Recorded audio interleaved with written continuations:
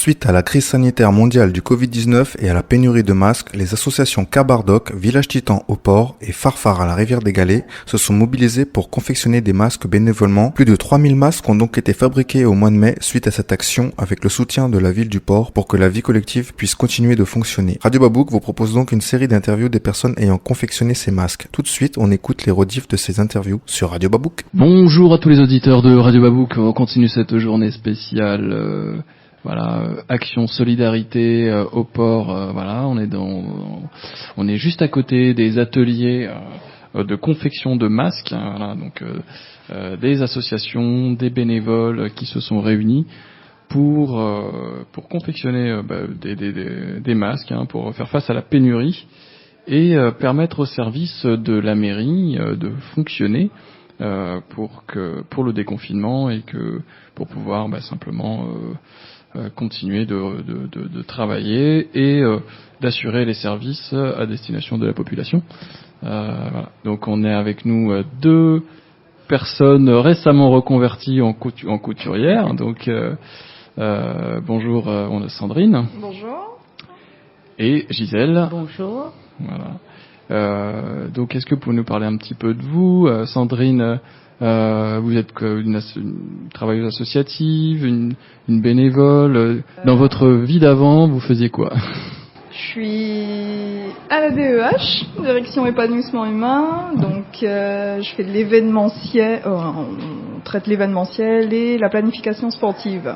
D'accord. Donc, du coup, pas de sport, pas d'événementiel.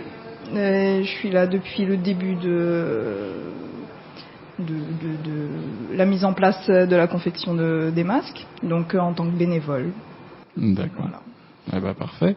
Gisèle. Moi, je suis en adjoint administratif. J'ai voulu apporter un petit coup de main justement quand on m'a contacté pour me dire que il y a un atelier de couture pour fabrication de masques. Donc ça m'a motivé, ça m'a donné envie de venir pour la confection. D'accord. Et donc vous travaillez où habituellement? Moi, Gisèle, au service technique, au magasin plutôt. D'accord. Voilà. D'accord. Et donc, mais qu'est-ce qui vous a motivé? Pourquoi vous vous êtes pas dit non, je vais rester chez moi, je vais attendre? C'est quoi? Vous avez des compétences en couture? Oui, Gisèle. Oui, moi en fait, avec des petites notions de couture, voilà. Donc j'ai voulu apporter un petit peu mon aide, un petit plus. Et puis c'était un moment pour sortir un petit peu du confinement en même temps, parce que ça nous prend quand même un petit peu la tête d'être et puis de m'occuper, c'était aider à ma façon. D'accord. Sandrine. Et pour moi, pas de notion de couture, mais je m'adapte. Donc découpage, on pique, on fait les montages pour aller couturière. Et on met les élastiques. On m'a appris plein de choses sur le tas. Et puis, comme dit Gisèle, c'est pour sortir du confinement et puis pour aider aussi à que les masques, la confection avance plus vite. Mm-hmm. Donc, apporter son aide. Oui, comme à votre niveau, quoi. Voilà. D'accord. Et comment ça, je veux dire, vous connaissiez tout le monde sur place? Comment ça? Non. D'accord. Et alors, comment ça se passe? L'ambiance est bonne? Oui. Oui, ça va. On a créé. Le groupe qui est là, pour moi, c'est un groupe super. Bonne entente, une bonne ambiance et la créativité aussi. Et on a découvert de belles personnes. On a fait de belles rencontres et ça fait du bien. Surtout pendant le confinement, on voyait personne et rencontrer des nouvelles têtes, des nouvelles personnes qui savent faire de la magie entre guillemets, parce que c'est pas évident les masques. Mmh. Mais oui, c'est ça. C'est en fait, on a l'impression que c'est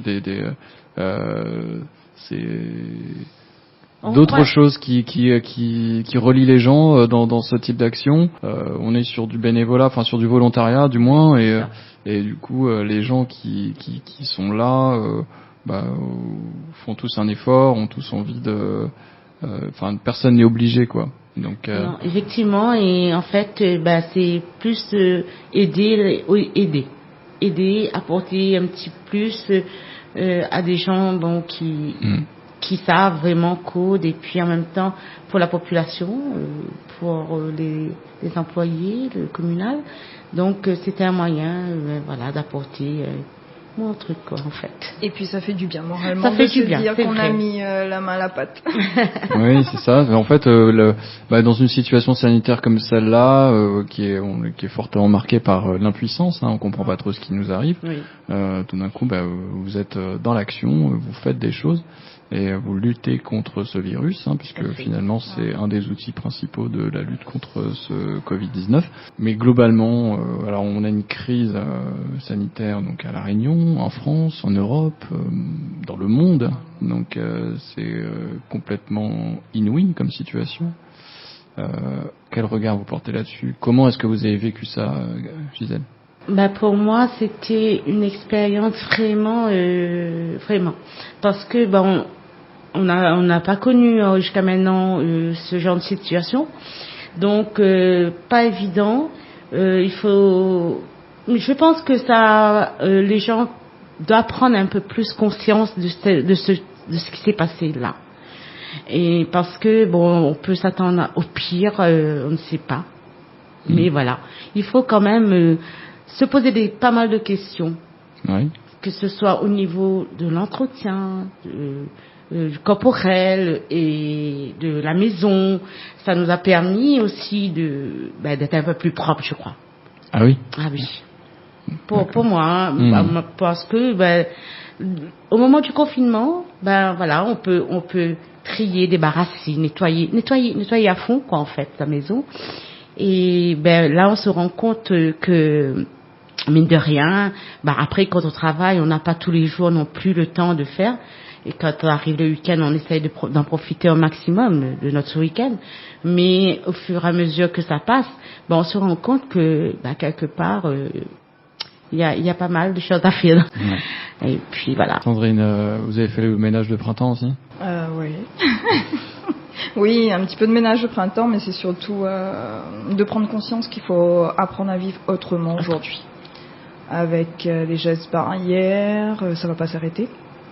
Les enfants, je pense qu'ils prennent plus conscience aussi de la situation, pas comme avant. Alors avant c'est jeux vidéo, je veux ci, je veux ça, on sort comme on veut. Maintenant autrement.